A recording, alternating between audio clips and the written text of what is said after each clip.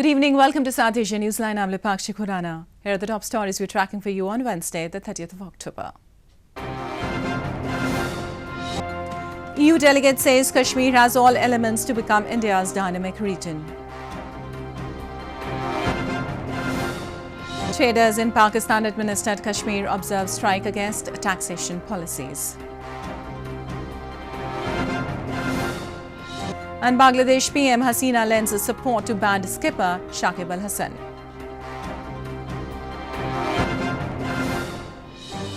Now for all the details, the European Union delegation visiting India's Jammu and Kashmir to assess the ground situation in the region after the government revoked its special status addressed a presser on Wednesday.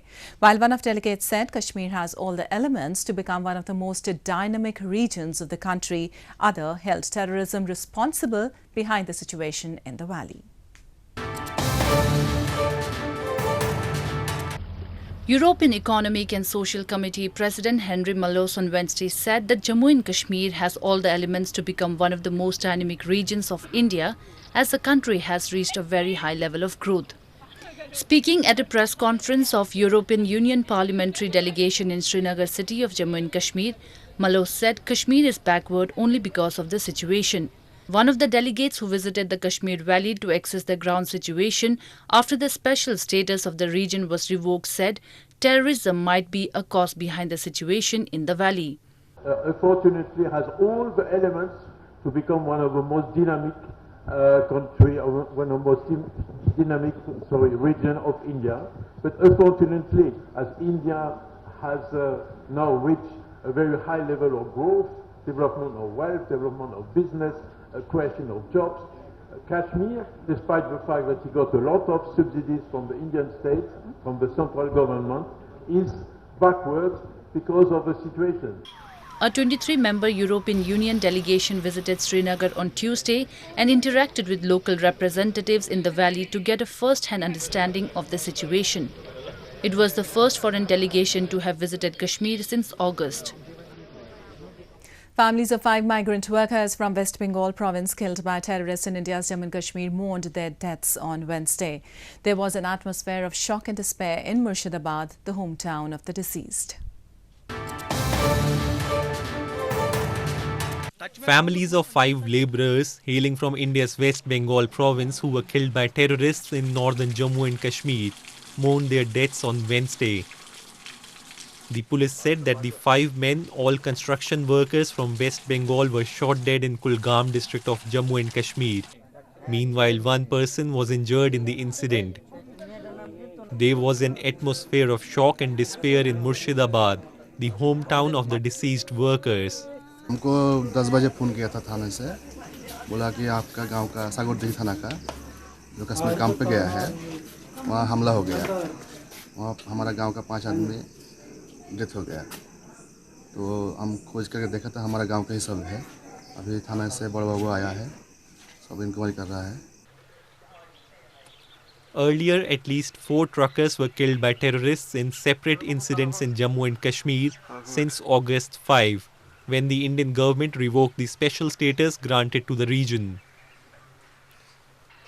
India accuses Pakistan of aiding terrorists and infiltrate them across the border to spread unrest in Kashmir Valley. Pakistan, however, denies the allegations. Indian Prime Minister Narendra Modi concluded his visit to Saudi Arabia on Tuesday, during which he held extensive talks with the top Saudi leadership and addressed a key financial forum in capital Riyadh. 12 agreements were exchanged between the two nations aimed to furthering bilateral relations.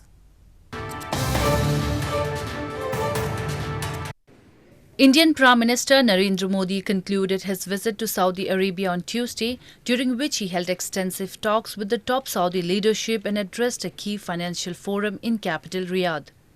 Prime Minister Modi, who arrived in Riyadh on Monday night, held wide-ranging talks with Saudi King Salman bin Abdulaziz and Crown Prince Mohammed bin Salman, during which Strategic Partnership Council was established to coordinate on important issues. India and Saudi Arabia signed 12 MOUs and agreements in key sectors including defence industries collaboration, renewable energy, security cooperation and civil aviation. The agreements were signed in the presence of Prime Minister Modi and Saudi Crown Prince. MOU to roll out RuPay card in the kingdom was also signed, making Saudi Arabia the third country in the Persian Gulf to introduce India's digital payment system. Prime Minister Modi also delivered a keynote address at the high-profile Future Investment Initiative, or FII, dubbed as Davos in the Desert. He said that India will invest $100 billion in oil and gas infrastructure to meet energy needs of an economy that is being targeted to nearly double in 5 years. He also sought investment from the oil-rich Saudi Arabia and other nations to boost supplies. हमारे $5 trillion economy के लक्ष्य का road map तैयार है। यह लक्ष्य सिर्फ quantitative growth का ही नहीं है, पर हर भारतीय की क्वालिटी ऑफ लाइफ बेहतर करने का भी है। हम ईज ऑफ डूइंग बिजनेस में ही नहीं, ईज ऑफ लिविंग में भी सुधार ला रहे हैं। पॉलिटिकल स्टेबिलिटी, प्रेडिक्टेबल पॉलिसी और बड़े डाइवर्स मार्केट के कारण भारत में आपका इन्वेस्टमेंट सबसे अधिक लाभदायक रहेगा। Bilateral relations between India and Saudi Arabia have been on an upswing over the last few years based on burgeoning energy ties. India's bilateral trade with Saudi Arabia was at $27.48 billion in 2017-18, making Saudi Arabia its fourth largest trading partner. Moving on, a shutdown strike was observed on Wednesday by traders and shopkeepers in illegally occupied region of Pakistan-administered Kashmir against unfair taxation policies introduced by Islamabad.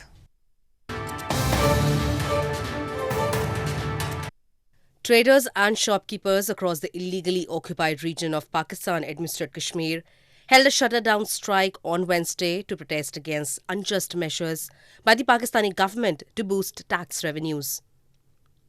The traders said they reject the unfair taxation policies introduced in the federal budget on the dictation of International Monetary Fund or IMF, which have shrunk businesses.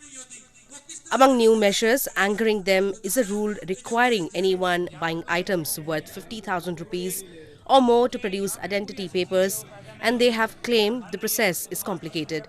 ये call दी गई थी और इस call का मकसद सिर्फ और सिर्फ ये था कि जो पॉलिसी 2019 हमने लागू की है हमें वो मंजूर नहीं है, क्योंकि वो पॉलिसी इतनी मुश्किल है कि 8 से 10 सफ़ों के इंग्लिश के जो है फॉर्म्स जो हैं वो उन्होंने रखे हुए हैं कि जो हमारा एक गज़टेड अफसर नहीं पढ़ सकता। Pakistan had secured a provisional $6 billion IMF loan in April. It followed a sharp hike in tax revenues amid spiraling inflation. The ongoing economic crisis in Pakistan has shattered the people's faith in Prime Minister Imran Khan's government, elected last year on a pledge to eradicate poverty and create jobs. In news from Afghanistan, Afghanistan's National Security Adviser Hamdullah Mohib has called the Taliban for a one-month ceasefire to prove they still control their forces. Mohib on Tuesday said such a move should be a precondition for any eventual talks with the group.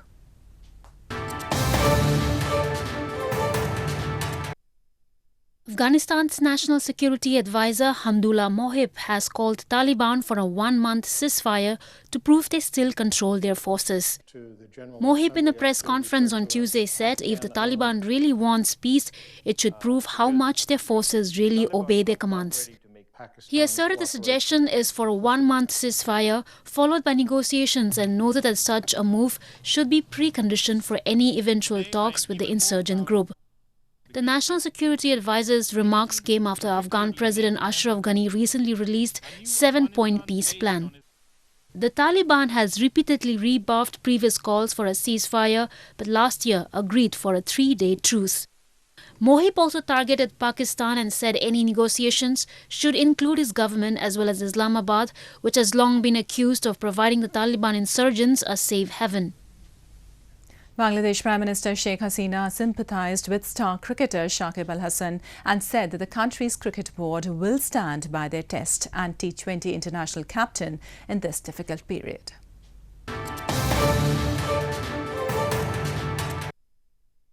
Bangladesh Prime Minister Sheikh Hasina sympathized with star cricketer Shakib Al Hasan and said that the country's cricket board will stand by their Test and T20 international captain in this difficult period.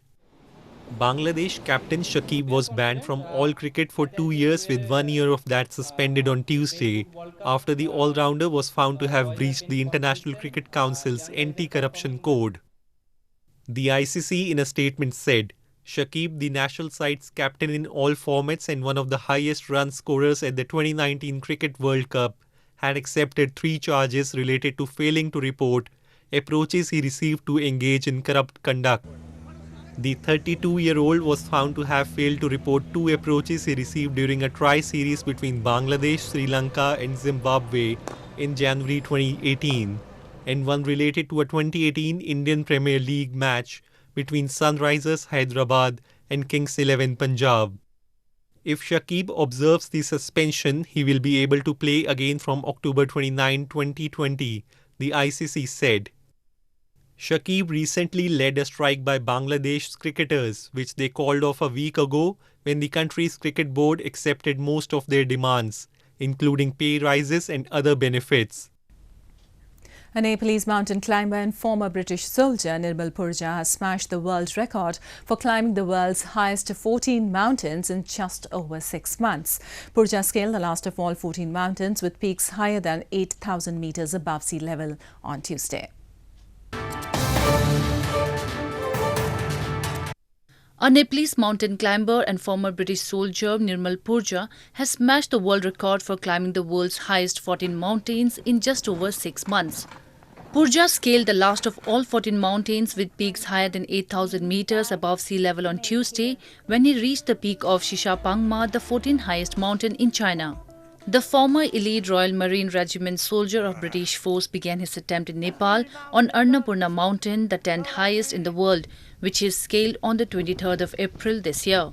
Purja joins a list of 40 climbers who have scaled the 14 highest peaks. He had a rotating support team made up of exclusively Nepalese climbers. In April this year, Purja took part in a successful rescue attempt of fellow climber Dr. Chinwe Kin, who had been separated from his team and without basic essentials for 40 hours during the descent of Mount Annapurna, the first mountain scaled in the attempt.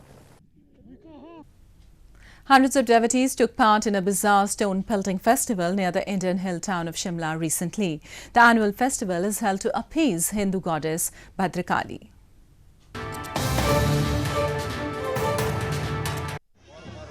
In a bizarre ritual, hundreds of locals in India's northern Himachal Pradesh province gathered and hurled stones at each other earlier this week during a stone pelting festival which is held to appease Hindu goddess Bhadrakali. Devotees from different clans participate in the annual festival a day after Diwali, beating drums and playing flutes before the stone pelting begins in Dhami village near the hill town of Shimla. It is a belief that the erstwhile queen of Dhami started the festival with an effort to end the tradition of human sacrifice in the temple of Bhadrakali. एक बार वहाँ से रानी साहिबा का डोला आ रहा था जो उस जगह पर रुका और वो नीचे बाहर उतरी। उन्होंने कहा कि ये कुप्रथा जो है ये इसको बंद किया जाए और आज के बाद यहाँ सिर्फ पत्थर ऊंचे ऊंचे फेंके जाएंगे दोनों साइड से और जब तक कोई लगा नहीं पत्थर किसी में, जब पत्थर लग जाएगा तो उसका तिलक भद्रकाली माता के कराया जाएगा। Divided into 2 groups, the historic ritual of stone pelting involves devotees hurling stones in the air until someone is hit and bleeds. The blood is then offered to goddess Bhadrakali. Well, that's the way it was in South Asia this evening. Before we conclude, the top stories once again. EU delegate says Kashmir has all elements to become India's dynamic region. Traders in Pakistan-administered Kashmir observe strike against taxation policies. And Bangladesh PM Hasina lends support to banned skipper Shakib Al Hasan.